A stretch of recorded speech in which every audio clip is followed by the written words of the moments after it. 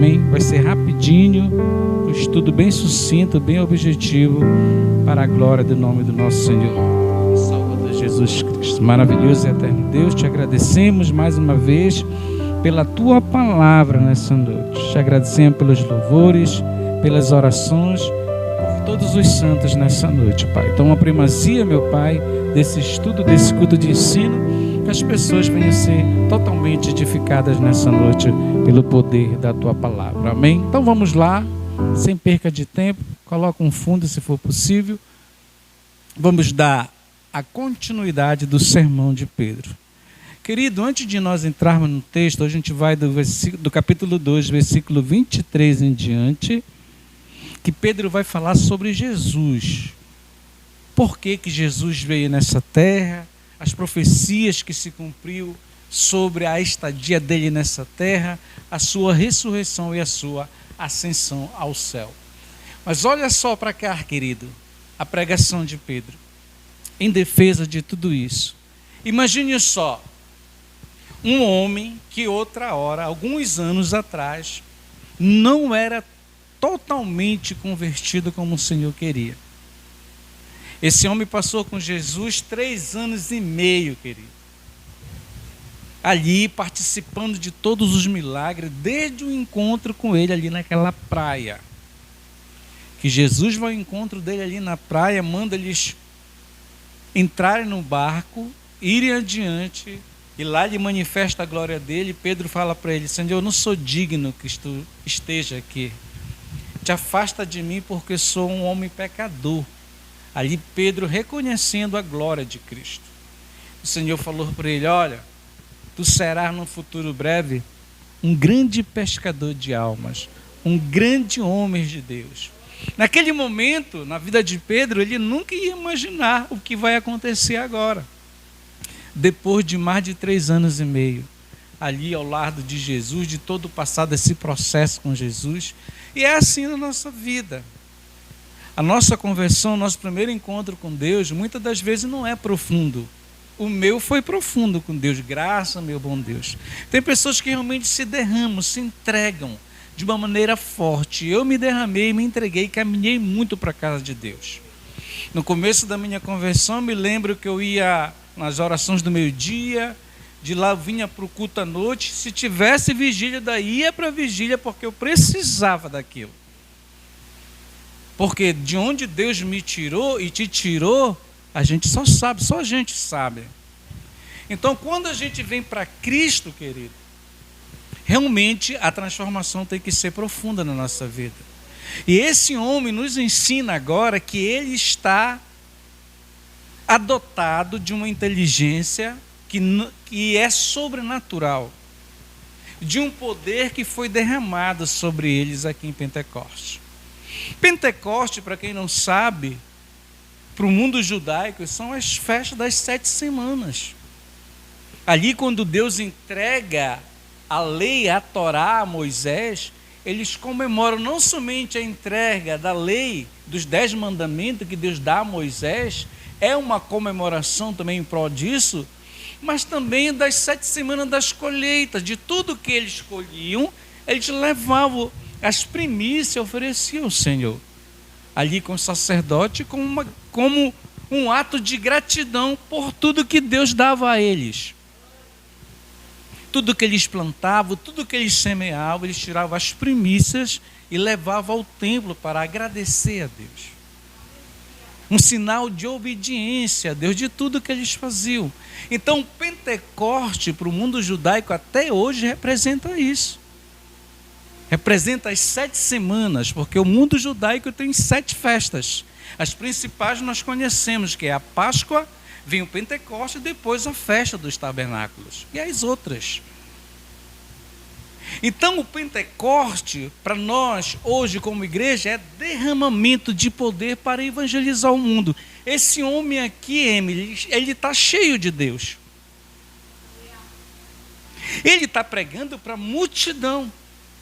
Um homem que vivia ali na Galileia, era um pescador humilde e simples, agora passa a ser um grande pregador.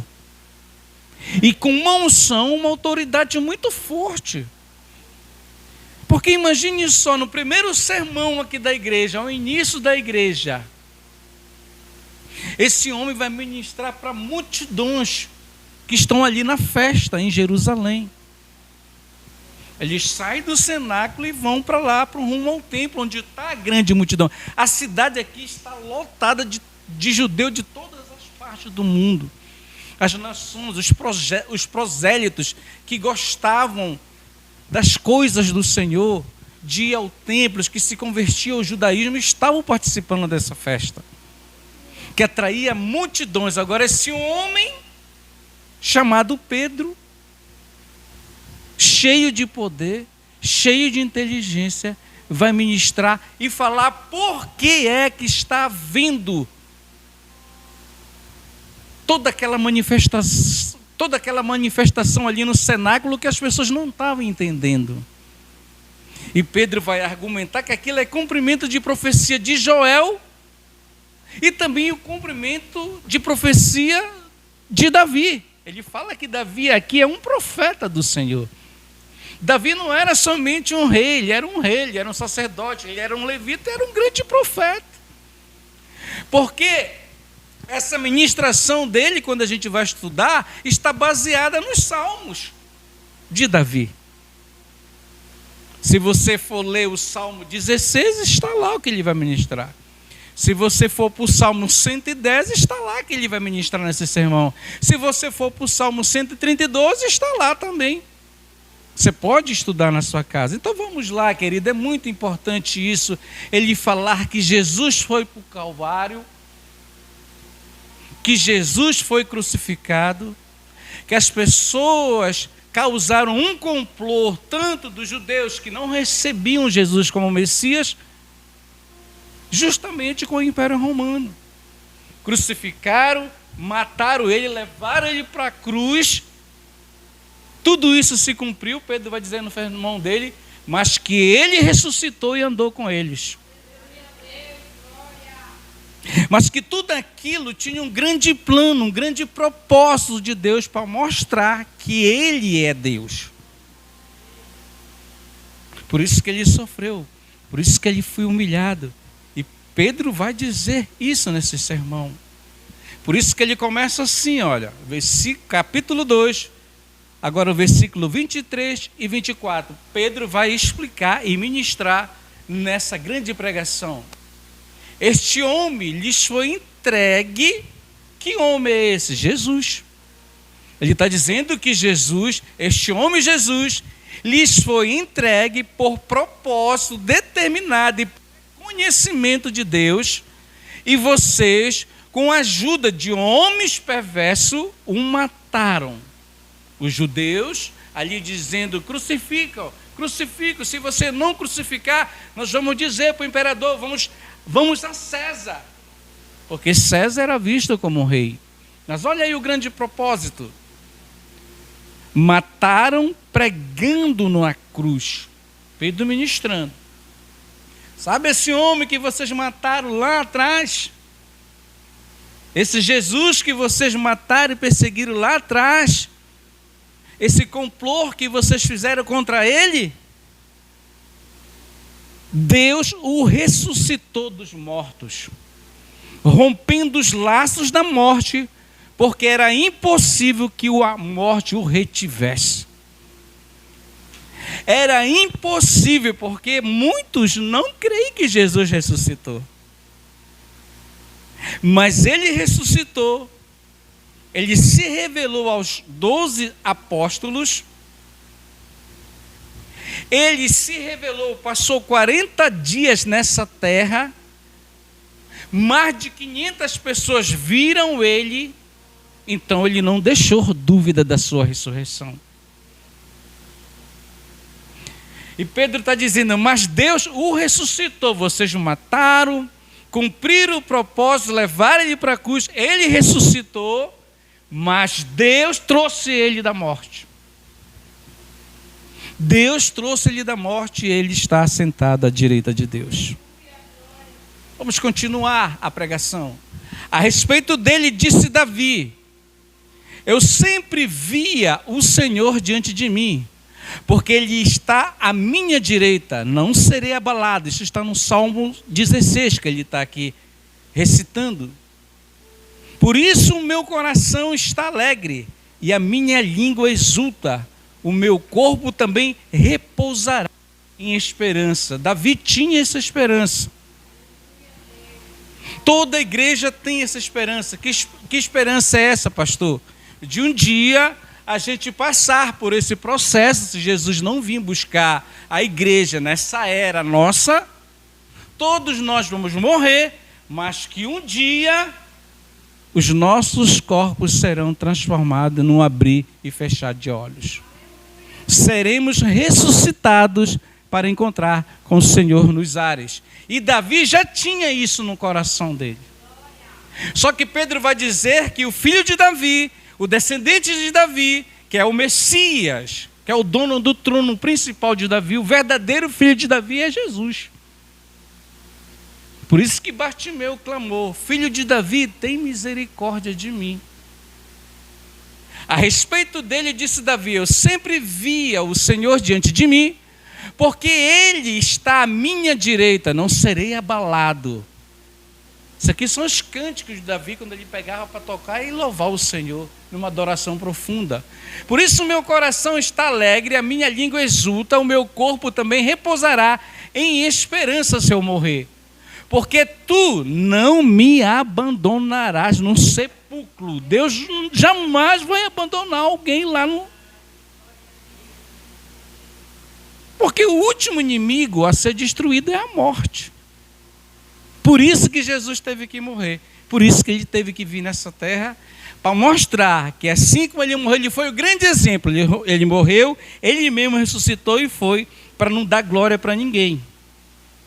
E essa é a nossa grande esperança, porque tu não me abandonarás no sepulcro, nem permitirás que o teu santo sofra decomposição, no caso de Jesus, o verdadeiro filho de Davi. Tu me fizeste conhecer os caminhos da vida e me encherás de alegria na tua presença, da tua presença. Irmãos, posso dizer-lhes que com franqueza que o patriarca Davi morreu e foi sepultado. E o seu túmulo está entre nós até o dia de hoje, porque Davi é considerado um dos maiores reis de Israel, se não for o maior. O seu nome ecoa hoje por todas as nações. É um dos nomes mais famosos e mais conhecidos no planeta Terra, é o nome do rei Davi. Pedro está dizendo, assim como Davi, porque na época do reinado de Davi, ele conquistou todos os seus inimigos. Ele deixou para Salomão tudo entregue só para ele ministrar. Deus deu a paz para ele nas guerras, ele conquistou toda a redondeza ali de Israel. E foi um dos momentos mais fortes. Então Davi, ele tem muita bagagem até hoje no mundo judaico-cristão. Mas Pedro está dizendo que ele morreu e o seu sepulcro está lá, até hoje. Mas olha o que vai acontecer. Mas ele era profeta e sabia que Deus lhe prometera sobre juramento que colocaria um dos seus descendentes no seu trono. Porque Deus fez essa promessa para ele. Eu até coloquei aqui, 2 Samuel 7, 12 ao 13. Pois quando você morrer, Davi, e for sepultado com seus antepassados, escolherei um dos seus filhos, Salomão, de sua própria descendência, e estabelecerei o seu reino. É ele que construirá uma casa em meu nome. Foi o que aconteceu. Salomão construiu o segundo templo. E estabelecerei seu trono para sempre. Aí ele já joga a profecia lá para o Messias, para Jesus. Porque Salomão fez uma parte da profecia se cumprir, mas a verdadeira profecia se cumprir quando Jesus, na plenitude dos tempos, viesse nessa terra. Reinar nessa terra. Ele ainda vem como rei. Na primeira vinda de Jesus, nós temos que entender que ele veio como servo sofredor. Mas agora, na segunda volta dele, na segunda vinda dele, ele vem como rei e juiz para julgar a humanidade. Prevendo isso, Pedro, falando nesse sermão, falou da ressurreição do Cristo, que não foi abandonada no sepulcro e cujo corpo não sofreu decomposição. Deus ressuscitou este Jesus, o Machia, o ungido, e todos nós somos testemunha desse fato, porque eu andei com ele. Pedro está dizendo, eu participei com ele, ele entrou no meu barco, ele pregou no meu barco, ele curou a minha sogra, ele transformou a minha vida. E é isso que Deus faz na nossa vida, querida. Nós temos que dar testemunha do reino de Jesus. Esses homens e todos nós somos testemunha desse fato. Os 12, depois os 120 que foram cheios, e todos as 3.000 almas que agora vai se converter com essa ministração. Isso é profundo, porque a igreja começa o quê? Com os 12. Quando Jesus derrama o Espírito Santo, o pneuma, ruar no hebraico, sobre os seus servos e as suas servas, são 120 pessoas que recebem poder para evangelizar e ganhar o mundo. Cada um com uma autoridade diferente e dons diferentes para evangelizar e ganhar o mundo. Depois, a igreja passa para 500, quando Jesus aparece para 500 pessoas. E agora, na ministração de Pedro, no primeiro sermão dele, que vai dar maior problema lá na frente, que a gente vai ver, vai estudar, com essa ministração, com essa pregação, vai impactar toda Jerusalém, que mexe com toda a classe, dos sacerdotes, de todo mundo que está ali no poder. Manda chamar ele, a gente vai ver lá na frente, vão querer prender ele, expulsar eles, mas ele diz, negativo, é melhor servir a Deus do que os homens. E olha só, prevendo isso, falou da ressurreição do Cristo, que não foi abandonado no sepulcro e o seu corpo não sofreu decomposição. Por quê? Porque corria um boato lá que ele tinha morrido, mas que ele tinha sido enterrado. E esconderam o corpo dele, isso está na Bíblia. Mas Pedro está dizendo que não, ele ressuscitou. O próprio Deus ressuscitou ele, porque ele é Deus também. E todos nós somos testemunha desse fato. Quando ele começa a ministrar assim, as pessoas começam a cair a ficha das pessoas. Porque ele está ministrando aqui para a maioria, são judeus. No primeiro século, a igreja começou com todos os judeus, depois que chegaram os gentios. Porque o judeu ama a Bíblia. Então, quando eles veem Pedro pregando dessa maneira forte, com autoridade, eles começam a relembrar, poxa, está tudo se encaixando. Aí o Espírito Santo começa a envolver, é uma pregação com muita unção e autoridade aqui. É por isso que nessa pregação e nessa ministração, muitas pessoas vão se converter. Exaltada à direita de Deus, Pedro dizendo, ele recebeu do Pai, do Espírito Santo. Exaltada à direita de Deus, ele recebeu do Pai o Espírito Santo prometido, e derramou o que vocês veem agora e ouvem. Ninguém aqui está bêbado, ele está dizendo, ninguém aqui está louco. Não, isso aqui é poder agora sobre nós. A unção para evangelizar e ganhar almas para o reino do Senhor. Ele está dizendo, pois Davi não subiu ao céu. Por quê? O Davi rei. Porque o Davi original é Jesus. Se você for estudar na escatologia. O Davi original que tinha que subir para o céu é Jesus, o filho de Davi original. Pois Davi não subiu ao céu, mas ele mesmo declarou, o Senhor disse ao meu Senhor, senta-te à minha direita, porque aquele descendente que eu vou te dar lá no futuro, esse sim, vai morrer, vai ressuscitar, vai subir ao céu e vai sentar na minha destra, para a glória do nome do Senhor Jesus. Até que eu ponha os teus inimigos como estrado para os teus pés. Portanto, que todo Israel fique certo disto. Pedro pregando para multidões. Este Jesus, este ungido, este Machia, esse Messias, a quem vocês crucificaram, Deus os fez Senhor e Cristo. Ele é o verdadeiro Deus. Ele é o verdadeiro Senhor. Até aqui hoje, no próximo estudo a gente vai continuar a terceira parte do sermão do capítulo 2. Vamos orar. Maravilhoso e eterno Deus, te agradecemos, Pai, pela Tua palavra nessa noite. Queremos te agradecer, Senhor, pelo poder da Tua palavra. Nessa ministração, Senhor, eu aprendo que quando há uma entrega profunda em nossos corações em Te servir, Tu usa a nossa vida através do poder do Teu Espírito. Tu usa de uma maneira sobrenatural, Senhor.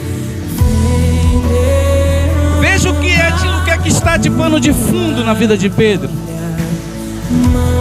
Pedro agora se transforma num grande homem de Deus. E o pano de fundo é que eles estavam ali unânimes em oração. Eles estavam ali unidos, coinonia pura entre os irmãos. Pedro recebe poder. Pedro recebe uma oportunidade agora. Pedro não é mais aquele homem bravo, aquele homem inconsequente, não. Pedro agora está cheio do Espírito. Uma unção tão poderosa que impactou aquelas pessoas. Mas como pode esse homem lá da Galileia agora com esse conhecimento? É Deus que dá o conhecimento. A Bíblia diz que se você não tiver conhecimento, se você não tiver sabedoria, peça a Ele que Ele dá grátis. Olha, é gratuitamente, é grátis, sem cobrar nada. Pedro está cheio do conhecimento de Deus. Pedro está cheio da autoridade de Deus. Pedro agora é um homem diferente, é um homem transformado pelo poder do Espírito Santo de Deus. Quando você está cheio do Espírito Santo de Deus, o teu coração se enche de alegria, se enche de gozo. Você quer fazer algo mais pelo seu próximo. O teu coração arde, você não se conforma em somente vir à igreja. Você quer fazer algo a mais para Deus. Você quer ser útil para o reino de Deus. Que o Espírito Santo nessa noite venha te envolver. Que o Espírito Santo derrame sobre a tua vida mais unção, mais autoridade para você fazer a vontade do Senhor, para você exercer o chamado que Deus colocou nas tuas mãos, para você ser testemunha de Jesus nesse mundo corrompido hoje pela violência, pelo ódio, pela maldade. Você é testemunha fiel de Jesus. Pedro foi uma testemunha fiel de Jesus. A igreja primitiva nos deixa esse legado de união, de oração, de profundidade, em amar a Bíblia. Pedro ama a Bíblia, Pedro ama a palavra de Deus. Quando você ama a palavra de Deus, quando você gosta das coisas do Senhor, o Senhor te adorna, o Senhor te enche, o Senhor te preenche. Você pode chegar cabisbaixo no culto, mas sai alegre pelo poder da palavra, pelo poder do Espírito. Senhor, que Tu venha manifestar Tua glória nas pessoas que estão na live nesse momento. Que elas possam ser fortalecidas, que elas possam ser, Senhor, abençoadas, que elas possam ser avivadas. Porque o verdadeiro avivamento não é você ser canela de fogo, não. O verdadeiro Pentecoste é transformação de caráter, é mudança de vida. Você era uma peste, agora é uma bênção. Esse é o crente pentecostal, o crente que mudou, o crente que ora, o crente que ama ler a Bíblia. Esse é o verdadeiro pentecostal. O pentecostal não é aquele que rodopia na igreja, não. Não é aquele não que é canela de fogo, não. Eu conheço muito que é canela de fogo. Eu conheço muito que rodopia, mas que não gosta de Bíblia, que não gosta de ensino da palavra. O verdadeiro Pentecoste é o Pentecoste que transforma a vida. que você se torna uma nova criatura, cheio de unção. O verdadeiro avivamento é na palavra, é a palavra que te limpa, é a palavra que te sara, é a palavra que te cura, é a palavra que te transforma. O verdadeiro avivamento não é barulho, não. Pode até ter barulho. O verdadeiro avivamento é interno. Deus transforma o teu caráter e você se torna uma pessoa muito melhor. As pessoas olham para você e vê uma diferença, o brilho do Espírito Santo sobre o teu rosto, o teu olhar. Esse é o verdadeiro Pentecoste, esse é o verdadeiro avivamento. Obrigado, Senhor, nessa noite, porque Tu és fiel, Senhor Jesus. Eu profetizo nessa noite sobre a nossa vida que está aqui, as bênçãos do Senhor sobre a nossa casa, sobre os nossos ministérios, sobre tudo aquilo que Deus tem colocado em nossas mãos. Senhor, muito obrigado pela Tua palavra. Nós estamos aqui, Senhor, te agradecendo pela Tua palavra. Nos dá uma noite abençoada. Quero te apresentar, Senhor, Rio